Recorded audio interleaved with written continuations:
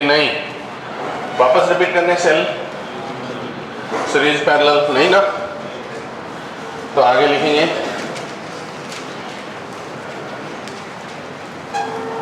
Instrument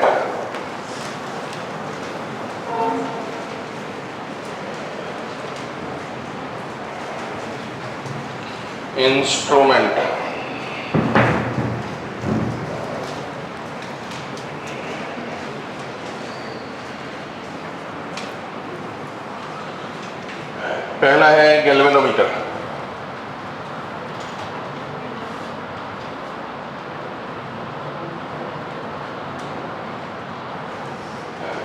galvanometer का जो symbol होता है सर्किट में जो दिखेगा वो या तो ऐसा एरो बना हुआ रहता है या फिर ऐसा स्मॉल जी लिखा हुआ रहेगा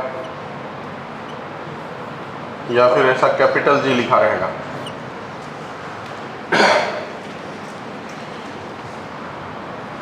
इसका काम क्या है? इसका काम है किसी भी सर्किट के किसी भी ब्रांच में करंट को मेजर करना। जैसे मान लीजिए ये एक सर्किट है, हमको इस रेजिस्टेंस में कितनी करंट है, तो ये वाली ब्रांच में हमको करंट मेजर करना है, तो यहाँ पर हम लोग लगा देंगे गैल्वेनोमीटर। तो गैल्वेनोमीटर का जो डिफ्लेक्शंस है वो करंट के इंफॉर्मेशंस के बारे में बताएगा कि करंट कम होगा कि ज़्यादा होगा। ये मान लीजिए इसका नेचुरल पोजीशन है। अगर डिफ्लेक्शन राइट की तरफ हुआ तो इसका मतलब जो करंट है वो बढ़ रहा है मतलब, और अगर लेफ्ट की तरफ हुआ इसका मतलब करंट जो है वो कम हो रहा है, और अपोजिट डायरेक्शंस में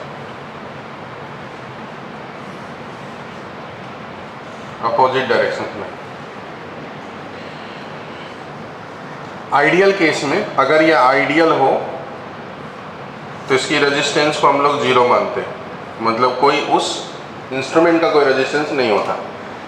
लेकिन अगर आइडियल नहीं है तो कुछ न कुछ रेजिस्टेंस होगा जो सर्किट में गिवन होगा।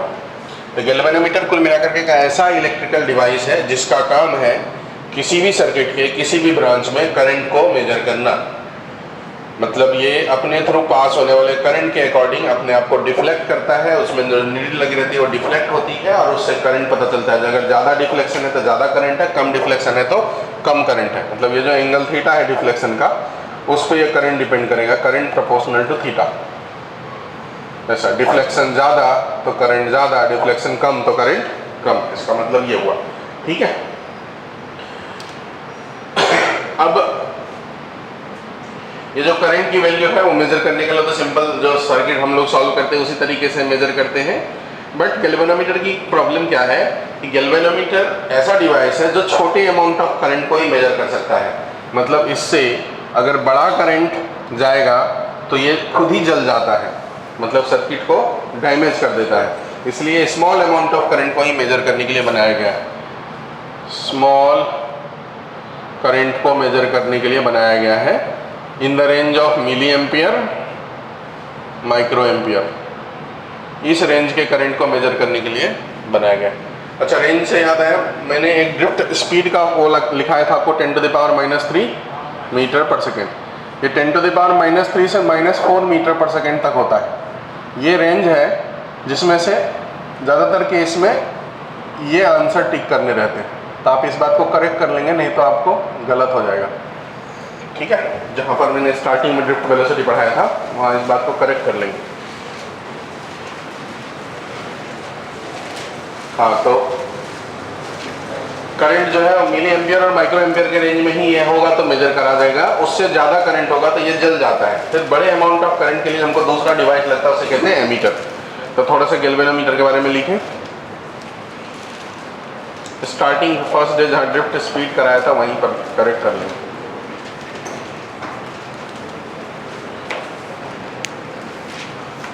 चलो लिखो गैल्वेनोमीटर के बारे में।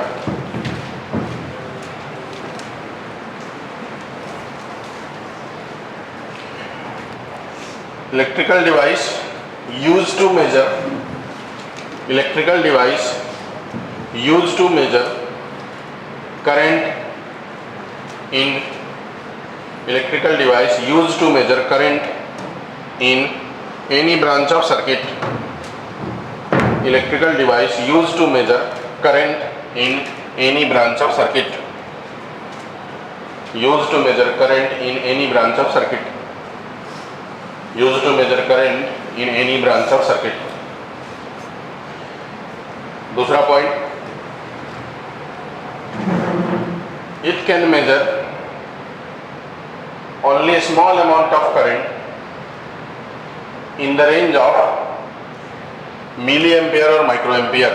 It can measure only a small amount of current in the range of milliampere or microampere. In the range of milliampere or microampere.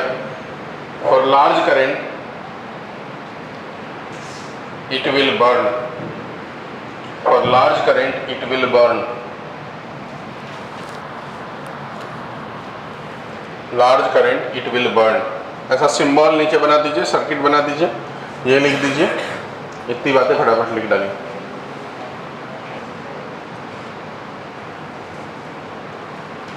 बना दिए। नेक्स्ट लिखो एमीटर।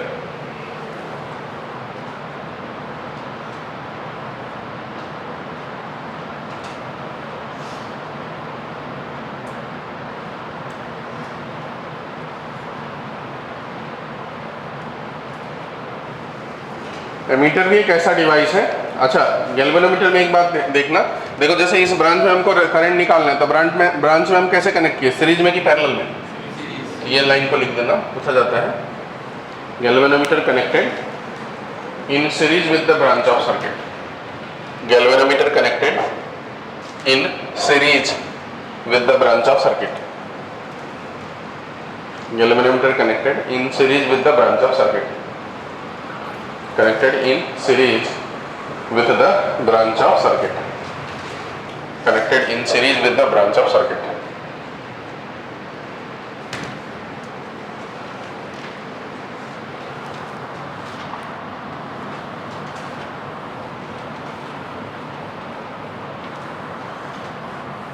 फिर एमीटर के बारे में लिखो। Electrical device used to measure large current in any branch of circuit. Electrical device used to measure large current in any branch of circuit. Large current in any branch of circuit. ये large word को हटा दीजिए क्योंकि ये सभी प्रकार के current measure कर सकता है।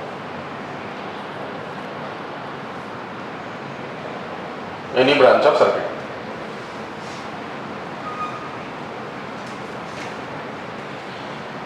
It is connected in series with the branch of circuit. It is connected series. It is connected in series with the branch of circuit. Connected in series with the branch of circuit.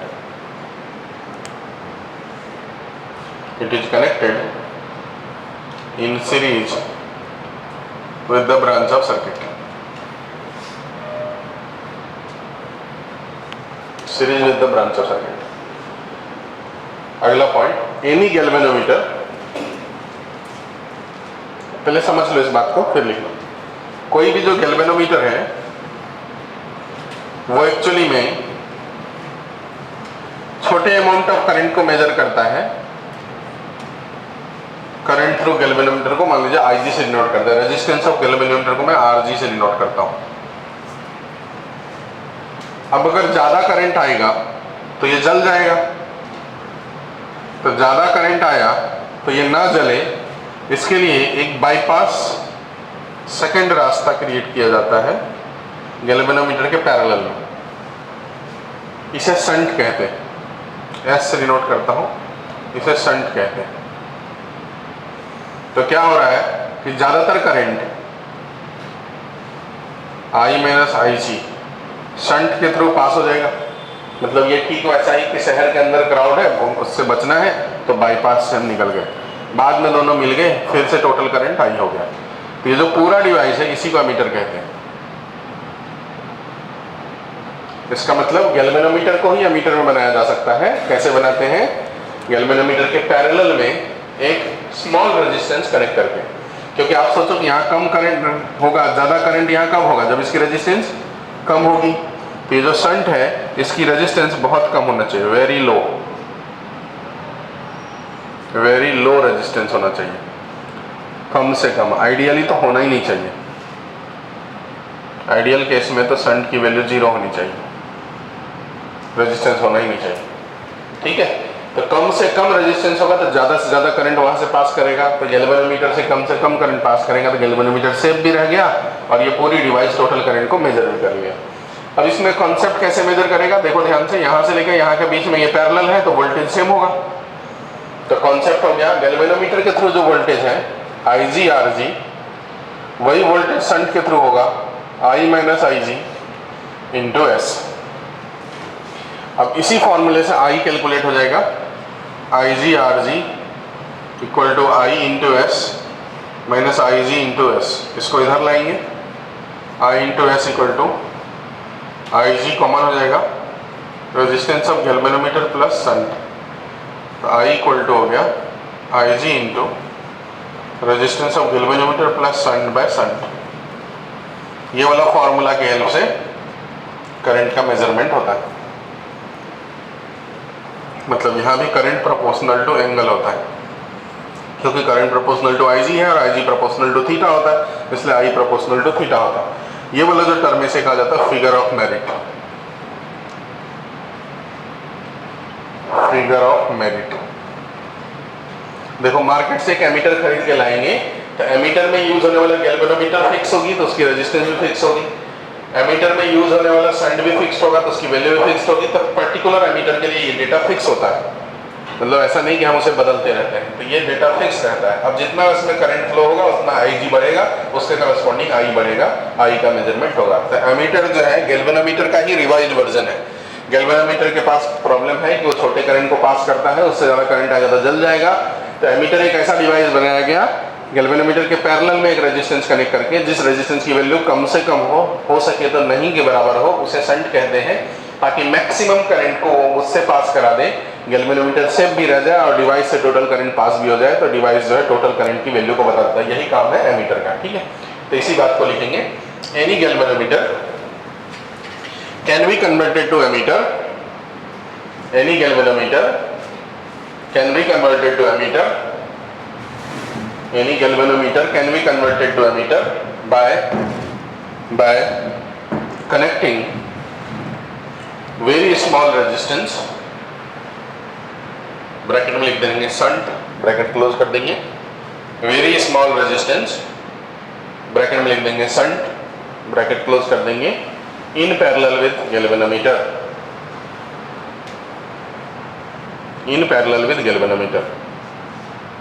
नीचे ये diagram बनाएंगे galvanometer और shunt वाला, और ये equations लिखेंगे पूरे।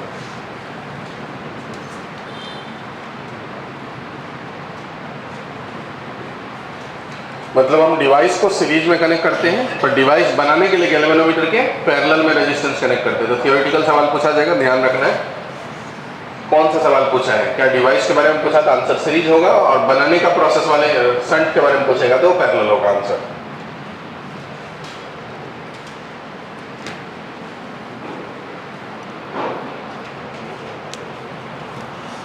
Volt meter,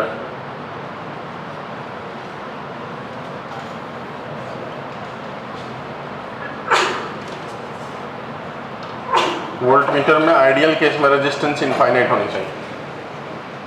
volt meter एक ऐसा डिवाइस है जिसका यूज हम लोग वोल्टेज मेजर करने के लिए करते हैं। ये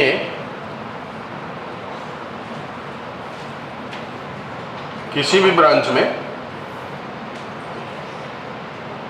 पैरेलल में कनेक्ट करने से वोल्टेज का इंफॉर्मेशन देता है। ठीक है, बनता कैसे वोल्ट मीटर? गैल्वेनोमीटर से ही वोल्ट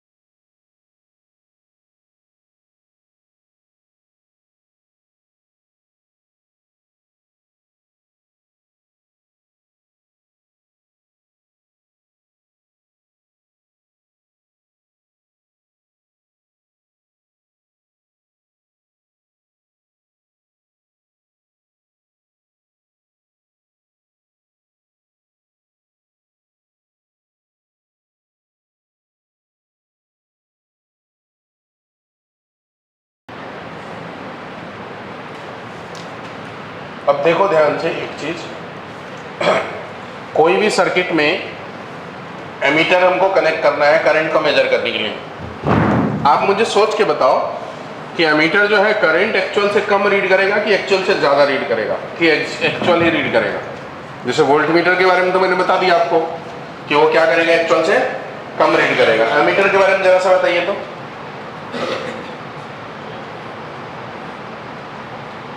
देखो सभी बंदों ध्यान से, ये मान लो 10 ओम है, ये मान लो 8 ओम है, ये 20 वोल्ट है।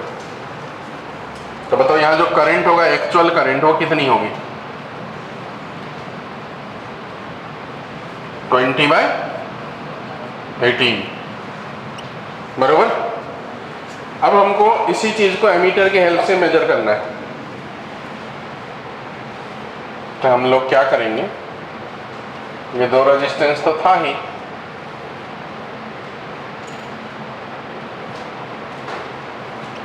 यहां हमने एमीटर कनेक्ट कर दिया। तो एमीटर आने से सर्किट की रेजिस्टेंस बढ़ जाएगी कि कम हो जाएगी? कुछ न कुछ रेजिस्टेंस है एमीटर का, 2 ओम, 1 ओम, 5 ओम, 10 ओम, जितना भी होगा। आइडियल होगा तो 0 होगा और आइडियल नहीं होगा तो कुछ न कुछ रेजिस्टेंस होगा। तो इस वक्त जो करंट मेजर करेगा एमीटर, वो कितना मेजर करेगा? 20/18 प्लस R, ठीक है। अगर आइडियल हो तो R की वैल्यू, तो करंट एमीटर का वही होगा, फिर एक्चुअल के बराबर। और अगर आइडियल नहीं हो तो रेजिस्टेंस नीचे में क्या हो गया, बढ़ गया, तो ये करंट क्या हो गया, कम हो गया, लेस देन 20/18। मतलब आप ये समझो कि एमीटर भी क्या रीड करता है, एग्जैक्ट रीड करता है कि अप्रॉक्स रीड करता है? अप्रॉक्स रीड करता है, मतलब जो वैल्यू है उससे कम रीड करता है। कब एग्जैक्ट रीड करेगा? जब आइडियल हो, मतलब जब उसकी रेजिस्टेंस 0 हो। पर आइडियल बात तो थ्योरेटिकल बात है कि ऐसा होगा तो ऐसा होगा, बट आइडियली में तो ऐसा कोई रेजिस्टेंस 0 वाली चीज़ें नहीं एग्जिस्ट करेगी, बराबर। तो इसलिए हमेशा ही वो क्या करेगा, कम मेजर करेगा। तो ये बात एमीटर में भी आप लिख डालेंगे। मैंने आपको सर्किट के माध्यम से समझाया, ये लिखने की जरूरत नहीं है, बस आपके सामने मैं डेटा देके समझा रहा था।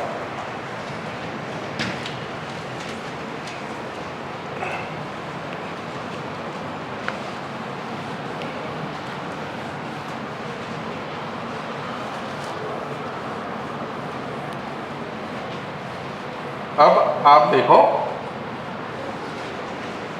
ये जितने भी एमीटर, वोल्टमीटर, गैल्वेनोमीटर हैं, ये सब डीसी करंट को मेजर करता है। डायरेक्ट करंट, डायरेक्ट करंट मतलब करंट दो प्रकार के होते हैं, एक होते हैं एसी, एक होते हैं DC.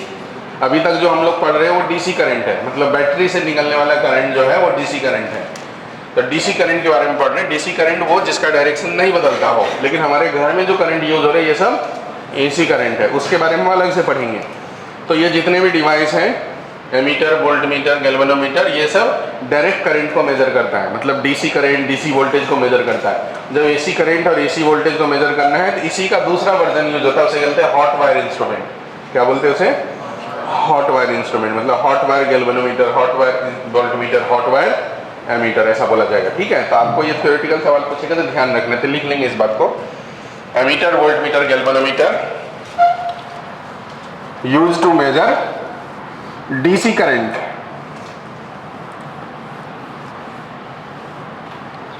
Use to measure DC current.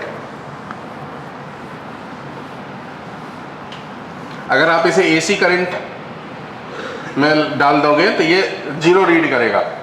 If by mistake this device connected with AC circuit, then it gives 0 reading. If by mistake, ये भी पूछा जाएगा कि बाय मिस्टेक हमने कनेक्ट कर दिया तो क्या होगा। If by mistake this device connected to AC circuit, then it gives 0 reading, then it gives 0 reading, then it gives 0 reading।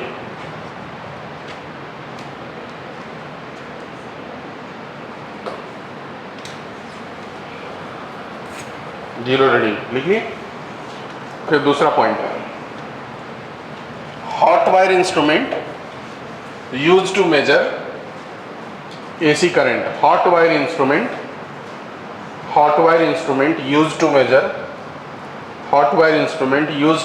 AC current.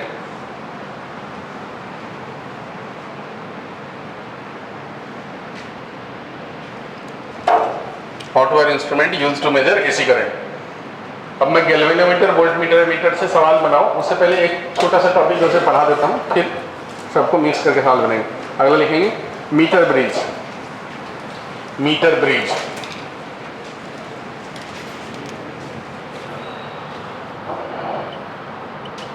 Metre bridge क्या होता है इसमें? इसमें एक वायर लेते हैं 1 मीटर लंबा, लेंथ ऑफ वायर 1 मीटर, इसलिए इसका नाम है मीटर ब्रिज। 100 सेंटीमीटर। इसको कनेक्ट कर दिया हमने किसी बैटरी से, इधर से ये कनेक्टेड है 2 रेजिस्टेंस से, एक का वैल्यू मालूम है और एक का वैल्यू नहीं मालूम है। ये अननोन है और ये नोन है। यहाँ गैल्वेनोमीटर लगा हुआ है। ये वायर को लेकर के इस AB के ऊपर घूमते हैं और एक ऐसा पॉइंट ढूंढने का प्रयास करते हैं, जैसे यहाँ कनेक्ट इसमें करंट दिखा, फिर इसको यहाँ से हटा करके थोड़ा और आगे ले गए, थोड़ा और आगे ले गए, कहीं पर ऐसा पॉइंट ढूंढते हैं वायर A और B के बीच में, मान लो ये वाला पॉइंट है, जहाँ पर इसमें करंट 0 हो जाए, जो गैल्वेनोमीटर है उसकी रीडिंग 0 हो जाए। उस पॉइंट को कहते हैं नल पॉइंट या बैलेंस पॉइंट। अब क्या हुआ, अब आप देखो ध्यान से, ये पॉइंट को नल पॉइंट मान लो C कह दिया मैंने, तो ये व्हीटस्टोन ब्रिज हो गया कुल मिलाकर के। एक रेजिस्टेंस, दूसरा रेजिस्टेंस, तीसरा रेजिस्टेंस, चौथा रेजिस्टेंस, बीच में करंट 0, बैलेंस व्हीटस्टोन ब्रिज हो गया। तो जो मीटर ब्रिज का कॉन्सेप्ट है वो है कौन से प्रिंसिपल पे बेस्ड? बैलेंस व्हीटस्टोन ब्रिज के प्रिंसिपल पे बेस्ड है। अब इससे क्या पता चलेगा, अगर इसमें करंट 0 है, इसका मतलब ये रेजिस्टेंस बाय ये रेजिस्टेंस इक्वल टू ये रेजिस्टेंस बाय ये रेजिस्टेंस, मतलब X by resistance of AC equal to R by resistance of BC, बरोबर। अब देखो ध्यान से, आप यहाँ से X जो कि हमारे लिए अननोन था, रेजिस्टेंस ऑफ AC, तो रेजिस्टेंस का फॉर्मूला था रो L बाय A, तो rho resistivity into length of AC by area, इधर हो जाएगा R बाय वही वायर है तो रो वही रहेगी, length of BC by area, तो ये एरिया और रो दोनों जगह से में कैंसिल हो गया, तो यहाँ से X इक्वल टू आ गया R into length of AC by length of BC। अब लेंथ ऑफ AC और लेंथ ऑफ BC में पता है, क्योंकि पूरा वायर की लंबाई 1 मीटर है, अगर इसकी रीडिंग मान लो 30 सेंटीमीटर है तो ऑटोमेटिकली ये 70 सेंटीमीटर हो जाएगी, ठीक है। तो आप इसे कह सकते हो R इंटू, अगर ये लेंथ L है तो मीटर में बोलोगे तो 1 माइनस L, और सेंटीमीटर में बोलोगे तो 100 माइनस L। ये फॉर्मूला जैसा हो गया, जो कि क्या बताएगा, अननोन रेजिस्टेंस की वैल्यू कैलकुलेट करने में हेल्प करता है, बराबर। तो मीटर ब्रिज एक ऐसा इंस्ट्रूमेंट है जिसका यूज क्या करने में करते हैं, अननोन रेजिस्टेंस को कैलकुलेट करने में करते हैं। ये कौन सा प्रिंसिपल बेस्ड है? बैलेंस व्हीटस्टोन ब्रिज के प्रिंसिपल बेस्ड है, बराबर। इसमें बस एक लेंथ नल पॉइंट फाइंड करना है, अगर ये L है तो दूसरा हो जाएगा 1 माइनस L, L को अगर आप मीटर में बोल रहे हैं, और अगर L को आप सेंटीमीटर बोल रहे हैं तो दूसरा हो जाएगा 100 माइनस L। तो L जो है अगर आप इसे सेंटीमीटर में लोगे तो ये हो जाएगा 100 माइनस L इन सेंटीमीटर। तो कुल मिलाकर के ये बाय ये करना है और ये बाय ये करना है, ये रेजिस्टेंस बाय ये लेंथ, ये रेजिस्टेंस बाय ये लेंथ, ऐसा ही कॉन्सेप्ट करना है। हो सकता है अननोन रेजिस्टेंस इस साइड के बजाय उस साइड में रहे, इसलिए ये फॉर्मूला रखने से काम नहीं चलेगा, ठीक है। ये फॉर्मूला किसी काम का नहीं है, इसे बिल्कुल दिमाग में नहीं बैठाना है। आप ये दिमाग में बैठाना, जिस साइड का रेजिस्टेंस है उस साइड की लेंथ, जिस साइड की रेजिस्टेंस है उस साइड की लेंथ। अब सर्किट पे डिपेंड करेगा कौन सा वैल्यू अननोन है, हो सकता है लेफ्ट में अननोन है, हो सकता है राइट में अननोन है। जैसे मान लीजिए एग्जांपल देता हूँ, यहाँ पर ये 10 ओम का रेजिस्टेंस दे दिया, यहाँ पर R हमको बोला निकालो, वायर ए बी, सवाल में वर्ड में लिखेगा ये सब बातें कि जो नल पॉइंट है वो 25 सेंटीमीटर है, ऐसा दे देगा। तो फिर हम क्या करेंगे, 110/25 इक्वल टू R/75। अब चूंकि दोनों सेंटीमीटर में, यहाँ यूनिट कन्वर्जन वगैरह भी नहीं करना पड़ता, ठीक है, सेंटीमीटर में लिखोगे तो वो तो रेशियो ही बनने वाला है, तो कैंसिल हो जाएगा। यहाँ से R की वैल्यू हो जाएगी 75 × 10/25, मतलब 30 ओम का रेजिस्टेंस हो गया। ठीक है, तो एकदम सिंपल सवाल आता है इसके अंदर, जो एकदम सिंपल बन जाता है रेशियो से। बस प्रिंसिपल एक बार समझ में आना चाहिए कि इसका क्या काम है और कैसे वर्क करता है। मतलब ये फॉर्मूला रटने से काम नहीं चलेगा, ठीक है। फॉर्मूला बस जिधर हमने अननोन दिया उसके करस्पॉन्डिंग आ गया, बट आप ये बैठाना जिस साइड का रेजिस्टेंस उस साइड का लेंथ, जिस साइड की रेजिस्टेंस उस साइड का लेंथ, रेशियो डिवाइड करना है। हे यू इधर ध्यान दो, कहाँ सो रहे हो, चलो लिखो।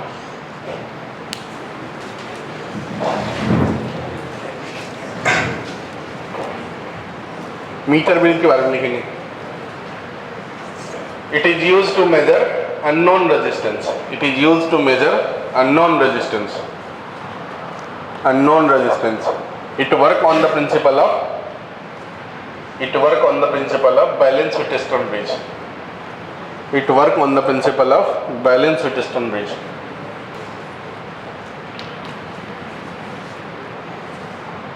इसके बाद दो डिवाइस और होते हैं, एक होते हैं पोटेंशियोमीटर, एक होता है post office box.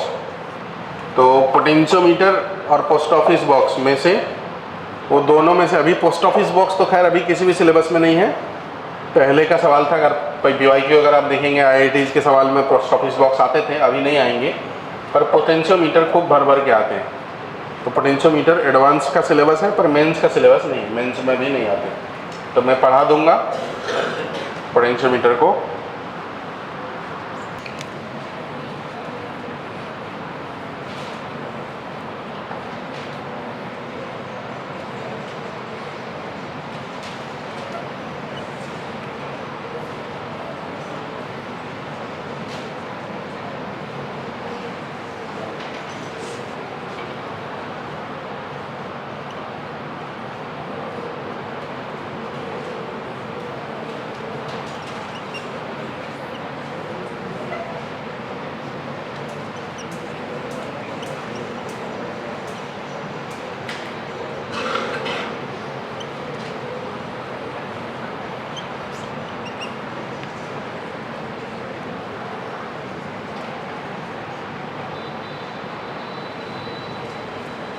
Diagram draw करिए।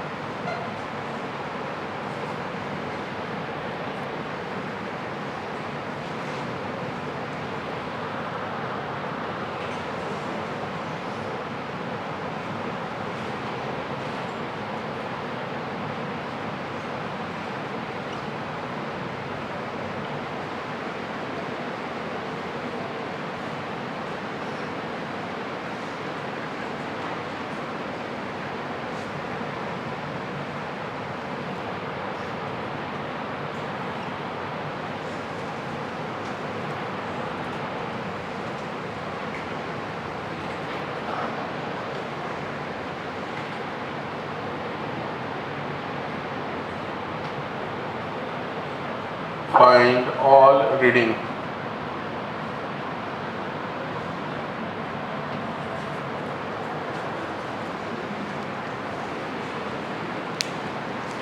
बन गया डायग्राम।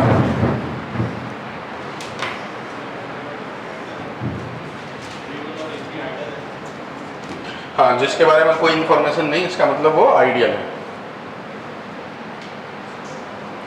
जिसका रेजिस्टेंस गिवन ना हो उसे आइडियल मानते हैं।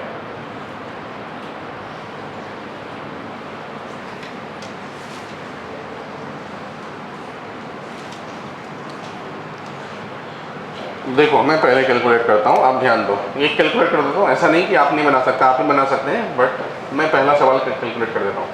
ऐसा है, पहली बात तो ये है कि जिसमें रेजिस्टेंस गिवन ना हो वो आइडियल है, मतलब इसकी रेजिस्टेंस 0 मानेंगे और इसकी रेजिस्टेंस इनफाइनाइट मानेंगे, बराबर।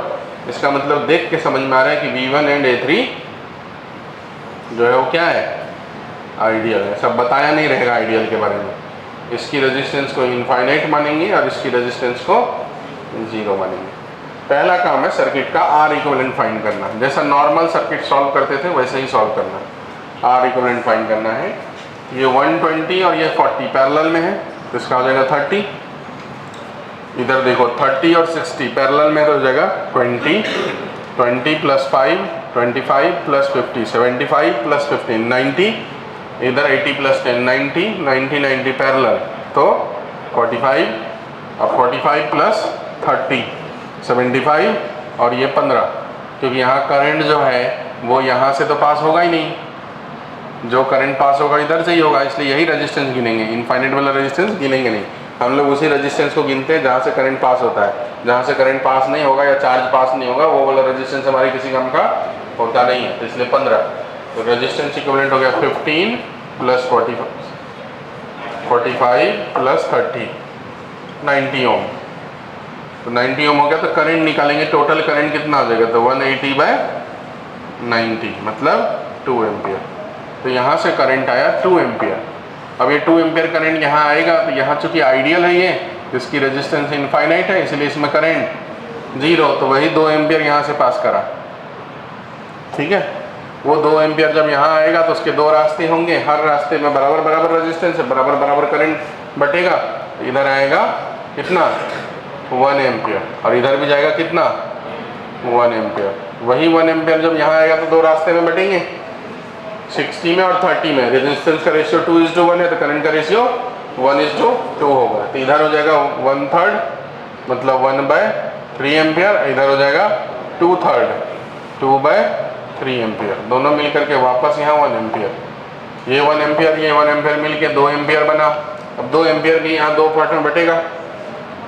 रेजिस्टेंस का रेशियो है 3:1, बराबर 3:1 है ना, तो 3:1, तो 4 हिस्से में बांटने हैं, तो यहाँ हो गया 0.5 और यहाँ हो जाएगा 1.5। यहाँ हो गया 0.5 एम्पियर और यहाँ हो गया 1.5 एम्पियर। दोनों मिलके वापस यहाँ कितना हो गया, 2 एम्पियर।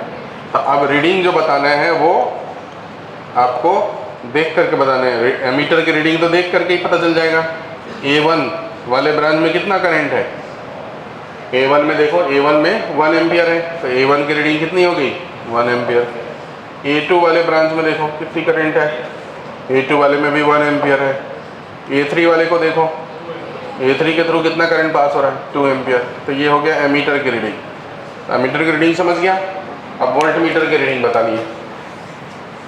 V1 की रीडिंग, V2 की रीडिंग और V3 की रीडिंग।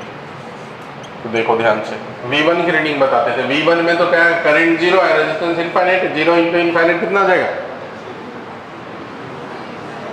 0 into infinite. फंक्शन पढ़े ना अभी, बताओ 0 इंटू इनफाइनाइट 0, पढ़े नहीं ना फिर तो फंक्शन। आपने फंक्शन पढ़े ना अभी, आपको सर पढ़ा रहे हैं ना Ranjit sir. 0 into infinite indeterminate form, बराबर। तो यहाँ से नहीं निकालना है, तो यहाँ से निकालना है करंट इंटू रेजिस्टेंस। ठीक है, तो कितना निकलेगा बताओ, 30 वोल्ट। V2 की रीडिंग, V2 यहाँ है देखो, या तो यहाँ से निकालो या यहाँ से निकालो, क्योंकि पैरेलल ही है, तो दोनों का आंसर सेम आएगा। 60 इंटू 1/3 करो तो 20 हो जाएगा, या फिर 30 इंटू 2/3 करो, दोनों बात एक ही है। ठीक है, तो 20 वोल्ट। V3 की रीडिंग देखो, या तो इसको मल्टीप्लाई करके निकालो या इसको मल्टीप्लाई करके निकालो, आंसर एक ही होने वाला। 120 इंटू 0.5 60, या फिर 1.5 इंटू 40 60। तो ये हो गया रीडिंग। तो क्या आपको समझ गया? एकदम सिंपल है, जैसा सर्किट सॉल्व करते थे वही है, तो जहाँ वोल्ट मीटर है जहाँ एमीटर है उसकी रीडिंग बस देख के बता देने हैं। बराबर है? मतलब प्रोसेस क्या है, आर इक्विवेलेंट फाइंड करो, करंट निकालो, फिर करंट को डिस्ट्रीब्यूट कर लो, फिर जहाँ जहाँ जो डेटा है उसके अकॉर्डिंग आप बता दीजिए। बराबर? चलो लिखो।